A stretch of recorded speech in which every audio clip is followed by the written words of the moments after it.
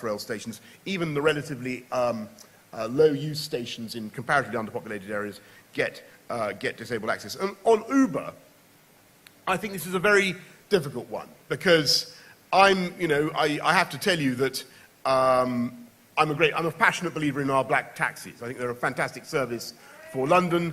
They're wonderful. They're a part of our transport network, and I can understand the argument of black cab drivers who say the Uber taxi meter, and when they put the mobile phone in the bracket and use it effectively as a taxi meter, that seems to me, superficially, with my basic understanding of the law, that seems to me to be in contravention of the 1907 Act. That is what I... Now, we have advice. We have advice from council that ain't so, that this is legal, and that if I block Uber from plying their trade on the streets of London, has anybody here used an Uber device? Okay, let's see.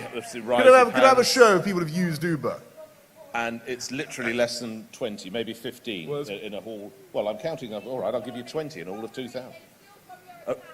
Okay. Well, we can. No, let's go. What we are doing, to cut to the chase, what we're doing is we are testing this in the courts. Should you have allowed it to go ahead prior to it being heard before the court? Surely you should have stopped it, made sure it was legal before allowing Uber to start. Wouldn't that have made more sense?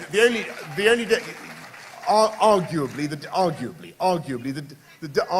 the difficulty was that we went straight to the lawyers. And they said, "I'm sorry, mate. This is legal, and you're going to be judicially reviewed, and you'll lose. And it'll cost TfL a packet, and you'll be at square one." So that was the problem we faced. I sympathise very much with the black cab trade, though I would say this, just to get back to where we were. When I talk to black cab drivers, and you're all going to shout me down now, but my impression is that things aren't too bad in terms of the fares. What? My impression is there's quite a lot of business. Is there a cab driver very quickly with a loud voice? Just anybody? Answer the question. Why did you license them? Because that was what the law said. They don't meet the fundamental criteria for an operator's license. Well, Number one, they don't have a landline, no operating premises, and no fit and proper person. And when Boris says things are quite good... You should never have licensed them. Never mind the taxi meter. All right. When Boris says things are quite good, would you agree things are quite good wherever you are? Are things quite good for taxi drivers? I just want to say on Uber that I sympathise very much with the black cab trade. There are limits to what I can do to go against the law, and if the law says that this is a legal system, then we have to test that. And I'm afraid the advice I had from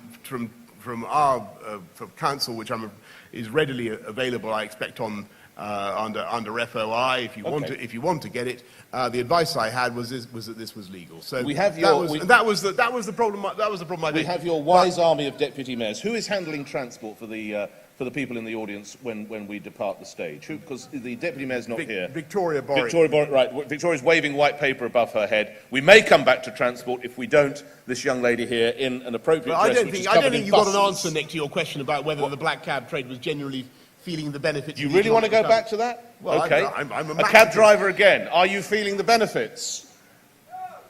I think yes. Well, it's very good shouting yes, but we have no from the audience. Let's take another... You had one rather feeble no. All right, I'll leave it a little bit long. Okay, say that again about Oxford Street, sir. Hang on, this gentleman's had enough of the taxi cabs. Right. There's quite a lot of taxi cabs in the audience, and they are citizens too. But okay, all right. Just to remind everybody, you are listening to the State of London debate live here on LBC, and... Really? Oh, good.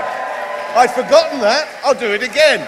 We'll edit this out. We'll do that again. Just to remind everybody, you're listening to the State of London debate live on LBC! With London Mayor Boris Johnson. If you're not physically here, you can, of course, tweet your questions. Actually, let's just do one tweeted question here. This is coming in on the prices of buses and tubes. The prices are too high, says Alexander. What are you going to do about